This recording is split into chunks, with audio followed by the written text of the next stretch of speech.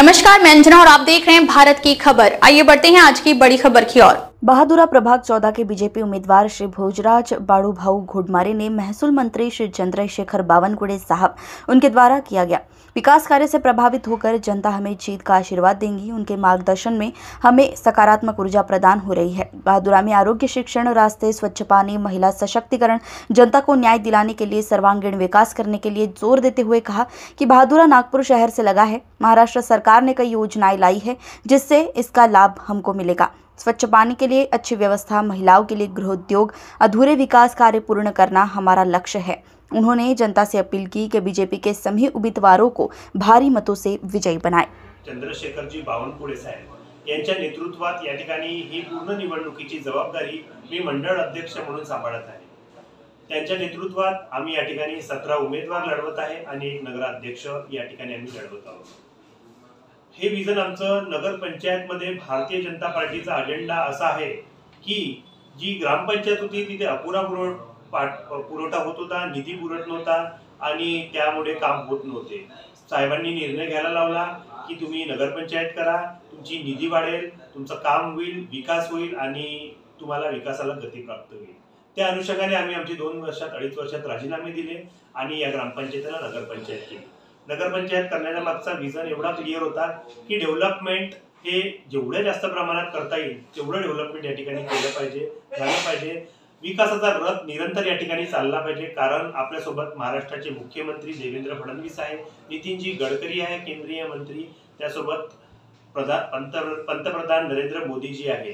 हे जे विजन घेऊन चालत आहे त्या विजनावर आम्ही अनुसंगून आपल्या नगरपंचायतचा डेव्हलपमेंट, स्किल डेव्हलपमेंट, महिलांसाठी उद्योग, बालकल्याण, विविध प्रकारच्या योजना या ठिकाणी आणून समाजाच्या शेवटच्या घटकापर्यंत त्या कशा पोहोचवता येईल आणि त्याचा लाभ शेवटच्या घटकाला कसा घेता येईल यासाठीच निरंतर काम करतो आणि ते करत राहून आणि ते करण्याचा उद्देश घेऊन मैदानात आम्ही उतरलेलो आहे।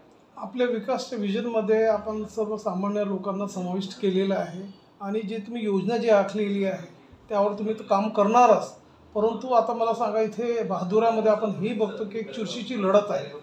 अशात आपण जे एजेंडा जे सांगितलेलं आहे त्याला पार करण्यासाठी आणि निवडणूकमध्ये मताधिकार निवडून आलं पाहिजे ना, आपण त्यासाठी आपली काय स्ट्रॅटेजी राहणार, काय रणनीती राहणार त्याबद्दल सांगा। निश्चितच आम्ही आमचे 17चे 17 उमेदवार आणि एक नगराध्यक्ष भरघोस मताने निवडून येऊ।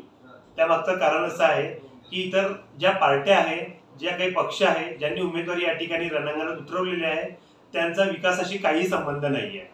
त्यांनी या ठिकाणी कोणतंच काम या ठिकाणी केलेलं नाही आहे, फक्त निवडणुकीपुरते ते मैदानात आलेले आहे आणि 4 दिन की चांदनी जो म्हणतात त्या प्रकारे त्यांचं काम आहे।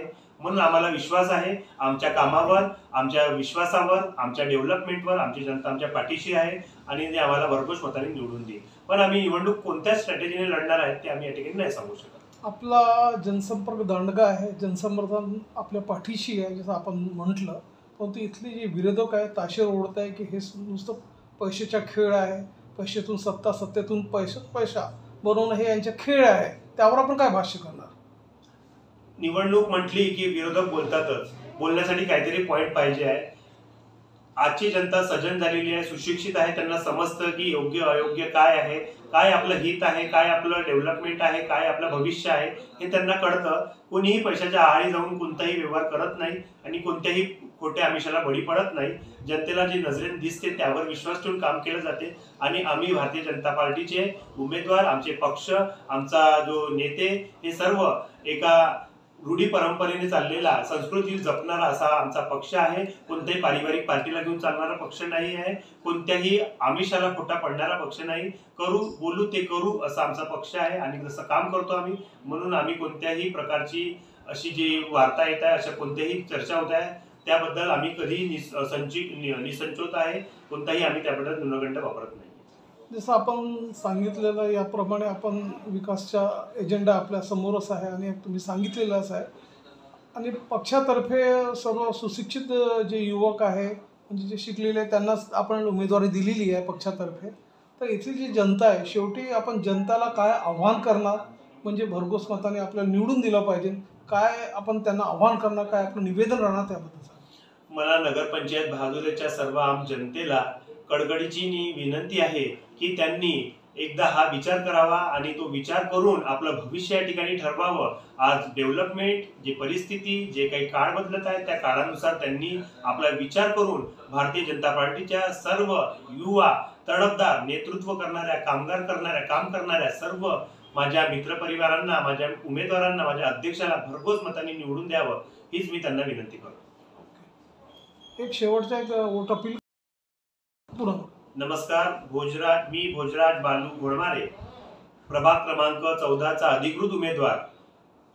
आपल्या या नगरपंचायत बहादुऱ्यामध्ये येत्या 2 डिसेंबरला सार्वत्रिक निवडणुकीची मतदान प्रक्रिया आहे. नगरपंचायत बहादुरा अंतर्गत सर्व नागरिकांना मी सूचित करतो की त्यांनी आपल्या मतदानाचा हक्क 2 तारखेला मतदान केंद्रावर जाऊन बजवावा आणि भारतीय जनता पार्टीच्या सर्व उमेदवारांना भरघोस मतांनी निवडून द्यावं.